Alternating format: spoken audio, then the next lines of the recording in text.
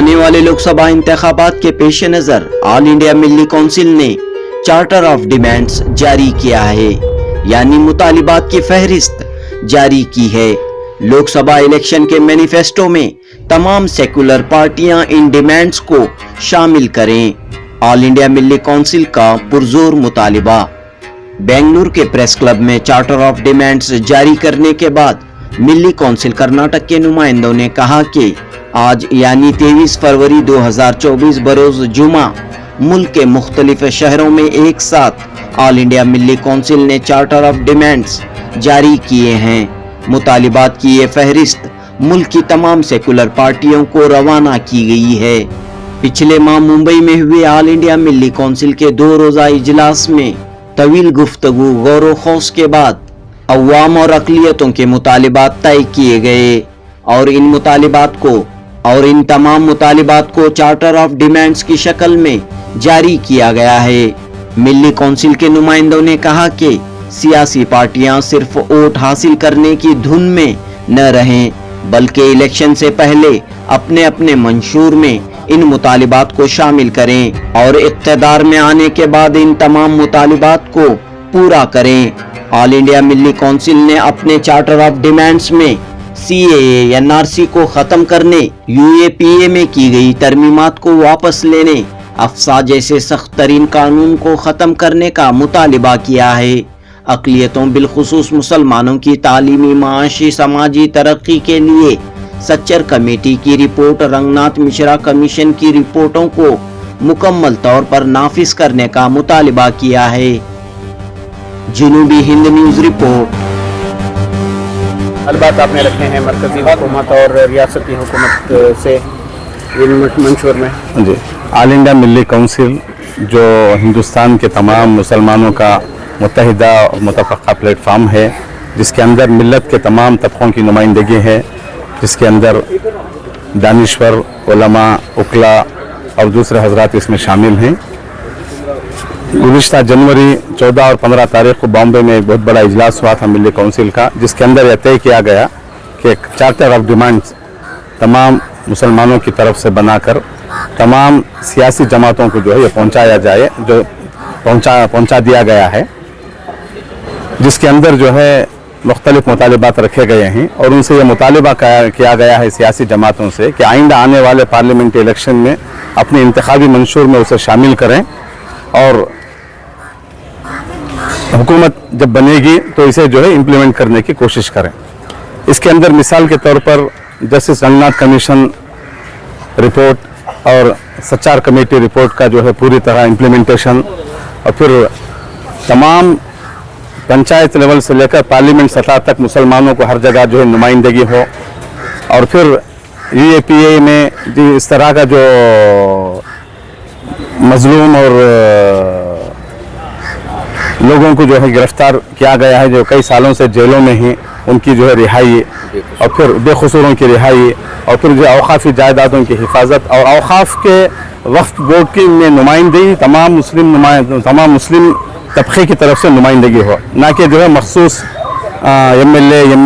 MLCs की और फिर जो है ब्यूरोक्रेट्स की नुमाइंदगी की बजाय तमाम मुसलमानों की नुमाइंदगी हो, और हुकूमत के जितने भी जो है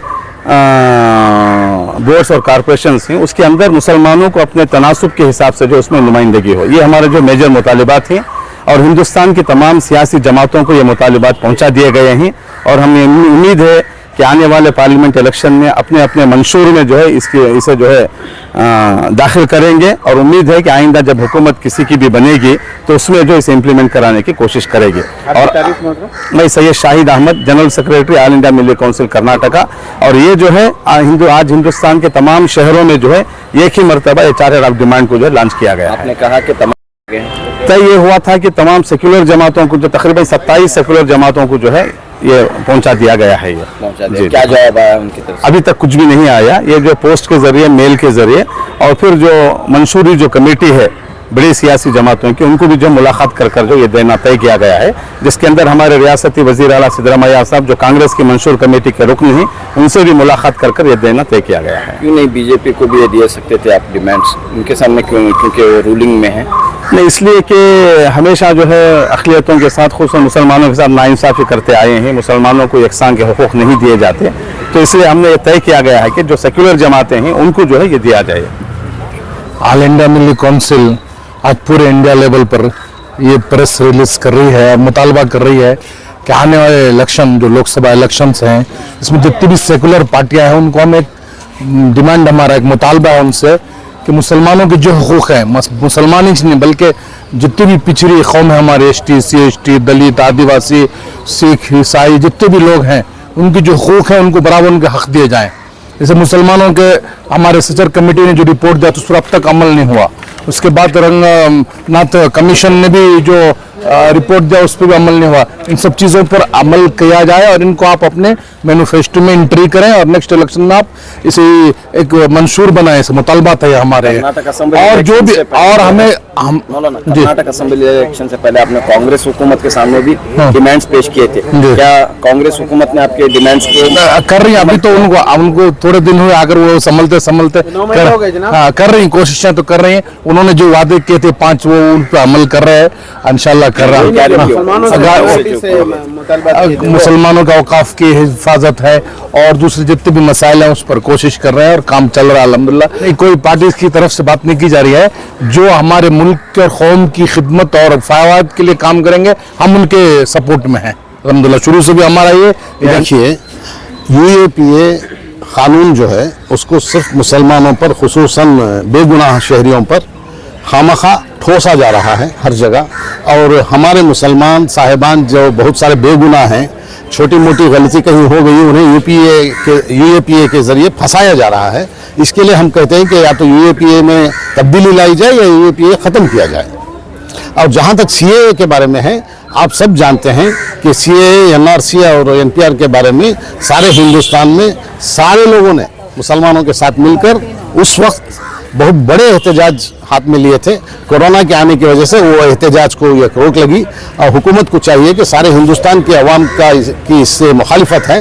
लिहाजा NRC और CAA जो हमारी नज़र में इंसाफ से आरी है और इंसाफ नहीं है और सबके साथ एक जैसा इंसाफ नहीं है, लिहाजा उस पर रोक लगाई जाए। Sir, home minister Amit Shah ने हाल ही में जो है बयान दिया, उन्होंने मुसलमान भाइयों करके कहा कि इससे परेशान होने की ज़रूरत नहीं है, ये मुसलमानों को निकालने का कानून नहीं है। इस तरह की वजाहत उन्होंने पेश की।